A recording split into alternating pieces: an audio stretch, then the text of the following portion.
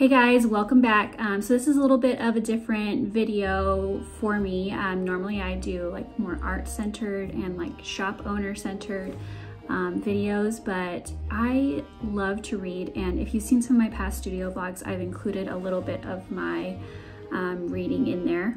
It's just a great hobby. It's a great hobby. I really recommend it. You can do it from anywhere. You can read for free. Using Libby, like through the library. Most libraries have a Libby account set up so you can just borrow ebooks. You don't even have to go to the library. You can borrow audiobooks. It's great, and it's especially a good hobby to do if you're stuck out in the middle of nowhere like we are. But I read 130 books last year, which is a whole, like an all-time record. Last year was the first big year that I really started tracking my reading though, so maybe I've read more than that before, I don't know. But I wanted to share with you the best books that I read last year because I love these and I think everyone needs to read them. I had a lot of 5-star reads. I think I had around like 30-ish 5-star reads, and I can't share all of them or this video will be like 4 hours long. So I narrowed it down to my top 6.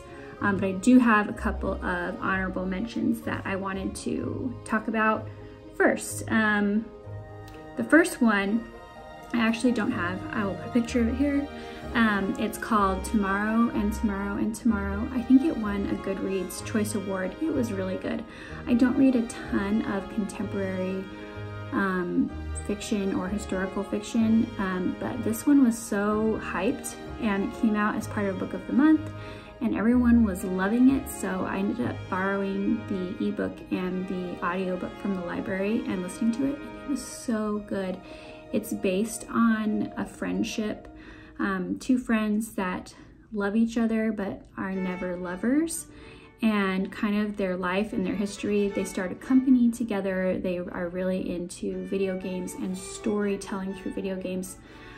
It was all fascinating because they bring up a bunch of, video games from like the 80s and the 90s.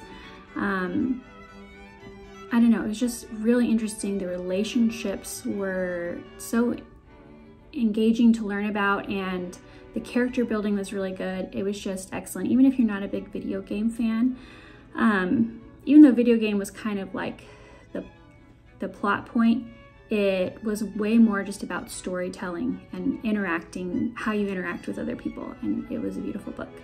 My next honorable mention is this, The Ballad of Never After by Stephanie Garber.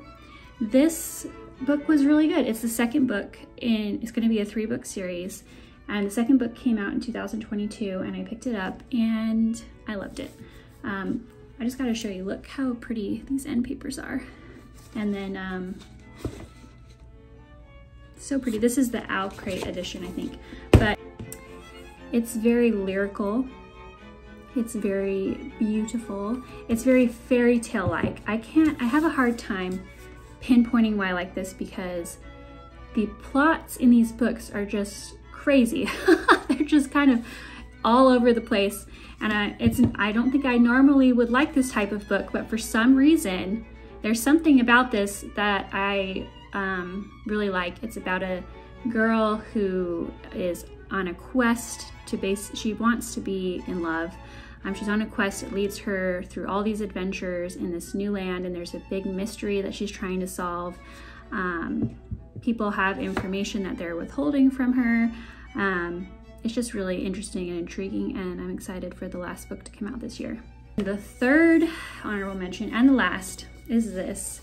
This is called The Boy, the Mole, the Fox, and the Horse, and this is the cutest, most adorable, like heartwarming book I've ever read. It's all illustrations by Charlie, I can't say his last name, I think it's Charlie Mackesy, and I follow him on Instagram, and he just had a animated short film come out for Christmas, and I haven't seen it yet. It's on Apple TV, and I'm planning on watching it this week actually, but it just got nominated for an Oscar actually, which is really excited. I'm so happy for him. But it's just full of these really pretty like ink drawings, and it's just so uplifting. Like, I don't know how to describe it. You need to read this. It's so good. I was having a really hard day when I picked this up. I picked it up late at night right before I went to bed, and I was just bawling my eyes out because it was just like exactly what I needed. So this one, honorable mention, pick it up. All right, and then we have my favorite books of the year. So I have 6. There's 6 books, and I'm going to try to not talk about them for too long. But this one is called A Far Wilder Magic, and it is set in kind of like a late autumn, early winter setting in like a town that's kind of at the edge of a forest. It's very atmospheric. The writing was beautiful and descriptive. It was very adventurous and emotional. And it's about a girl whose mother has abandoned her, and she's living in her home trying to keep up with taking care of it and taking care of herself. And a big hunt comes up where they're hunting this mythical creature that kind of looks like a fox based on the description in the book. And an alchemist, someone who wants to become an alchemist, I guess, shows up in town, and you have to have a hunter and an alchemist to participate in the hunt. And then they end up teaming up, and then it's about their relationship and her relationship with her mother and his relationship with his family, and both of their relationships with society. There are themes of religious bigotry and racism, and I thought they were well done. I thought the author did a good job of broaching those topics, and I felt cold when I was reading this. Like the way that the atmosphere was described, like I felt like I was there. I felt cold. So it was really interesting. I really enjoyed it, and I recommend you pick it up. All right, so this next one is called Nettle and Bone, and if you have been around BookTube at all this year, you've probably heard about this. It got super hyped. This is by T. Kingfisher. She's a new author to me, and I don't know, I just had to pick it up because it sounded so interesting. It's so short, like for this type of book. It's a very short book, but she definitely got everything in there that she needed to tell a good story. So it's definitely not lacking in anything. It's about a girl. She is the youngest of 3 sisters, and they're princesses in this very small country, and they have a neighbor on either side, and they're constantly being in threat of being invaded. So they marry the oldest sister off to one of the neighboring countries' princes, and bad things start happening, and the 3rd daughter ends up going into like a convent. She becomes like a nun, but she's not technically a nun. She's just kind of living there and helping out, and bad things are happening to her sisters. And after trying to get somebody to help them and finding out that nobody is going to help them, and she's the only one that's going to be able to help them, she embarks on a quest to kill a prince. And I don't know, it was just so good. She has to complete 3 impossible tasks, which she does, and then she gets a grave witch, a fairy godmother who has a very interesting twist, a former knight, and a chicken possessed by a demon embark with her on this journey to save her sister. And it's really good. It explores domestic abuse and misogyny, as well as a few other themes, which all were, I felt like, approached very well. It was very atmospheric. Like it just kind of felt like a fairy tale, but it still felt very adult. And I really enjoyed it. I'm actually reading one of T. Kingfisher's other books right now. It's called Sword Heart, and it's very good. It's also an adult fantasy, and I'm really enjoying it. So I recommend you check this author out. All right, 3rd book, Fable. This book drew me in because I loved the cover. Like this is gorgeous. Like I love this cover. I knew absolutely nothing about this book. All I knew is that it had been a Reese Witherspoon, whatever her book club is called. It had been a Reese Witherspoon pick, and the cover was so beautiful. I don't know if you can see, I just noticed this. There's a ship in her eyeball. So I guess that should have tipped me off if I'd looked more closely, but I had no idea what this was about going into it. It is actually a pirate story. It's a dark pirate story, a dark fantasy. It is young adult. One reviewer I saw on Goodreads when I was posting my review said that you should read this while listening to the Pirates of the Caribbean soundtrack, and I was like, yes, agreed, that would be perfection. But it's basically about a girl who grew up on a ship with her parents, and something terrible happens, and her father leaves her abandoned on an island full of thieves. And the story is kind of about her getting off of that island, like trying to get off of that island, and then getting some answers as to what's going on. And it was very good. The first couple chapters of the book, I was super stressed out, so I didn't know if I was going to finish it because I was very stressed for the main character. She was dealing with some really hard stuff, but she made it through. She's such a strong female lead written character. Like, she is not helpless. She doesn't need someone to come rescue her. She's very much taking care of herself and doing her best to survive in the world in which she is in. The world building was really good also. You felt like you were there, you felt like you were on the ship, and it wasn't too much. Like, sometimes the world building is too much and too overwhelming, and then this book becomes all about the world and less about the plot and the characters. But that was not the case here. I felt like it was done perfectly. The balance between the character building, the plot, and the world building were all well balanced and great, and I recommend this one. All right, this one might be my absolute favorite of the entire year. It was so good. A River Enchanted by Rebecca Ross. It is a fairy tale, or maybe more of a folk tale vibe, and it's set in it's on an island, but it's got very Scottish vibes. It's about a young man who is not living on the island. He left the island to go to a university on the mainland, and he learns to be like a musician basically. And he gets a letter telling him he needs to come home. They need his help, and it's because little girls have been going missing, and they think that it has something to do with the spirits. And he is a musician, and part of the lore of this island is that you can speak to the spirits by playing music. And so the person who was the musician of the island had passed away, and he's the only person they have. So they call him back, and he has to help his childhood nemesis, who is now in charge, to solve this mystery. And it's just really good. The character building, I would say this book is definitely character-based. So if you like a good character-based book, this is a good one. It was very good. I felt very connected to the characters. The story was good. It was very atmospheric. I think that's something you'll find is a common thread through all these books. Like, I love books that are really atmospheric and really pull you in to the world and to the environment. It's escapism, right? Like, that's what it boils down to, is I enjoy escapism.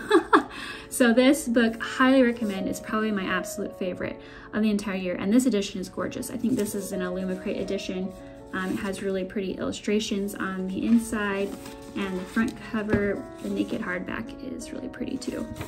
So that is A River Enchanted. All right, the next book is this short little one. I actually bought this book in Sweden. It is a Regency fairy tale.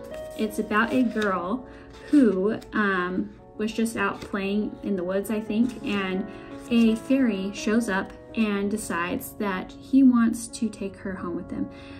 So he snatches her, but she gets away.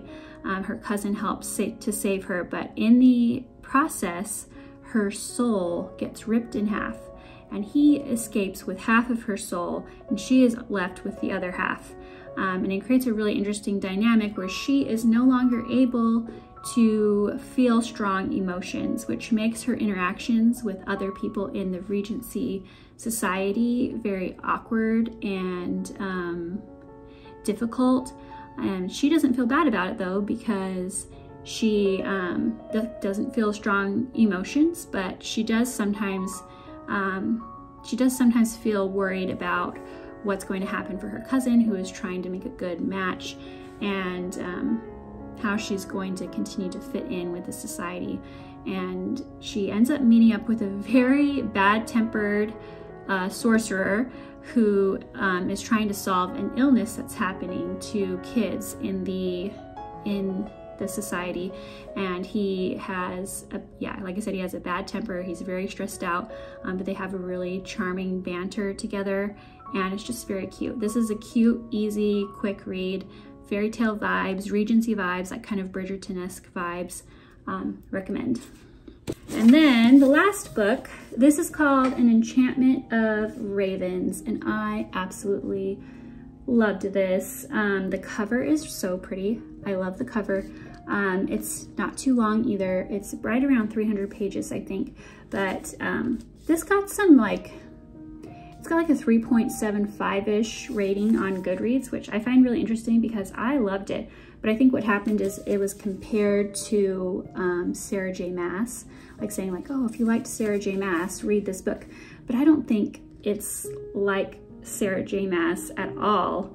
And I think that's what led to people being disappointed, because they went into it thinking it was going to be that style of storytelling and writing, and it wasn't. So they were disappointed. But for what it is on its own, as a, standing on its own, it is very good, very pretty, very lyrical, prose-like writing. I mean, I loved the writing style. It was very autumnal, like just lush and autumnal, and it felt like autumn, which is my favorite season. So if you're gonna pick this up, recommend it in autumn for sure. It's about a girl. Let me just read you the synopsis here.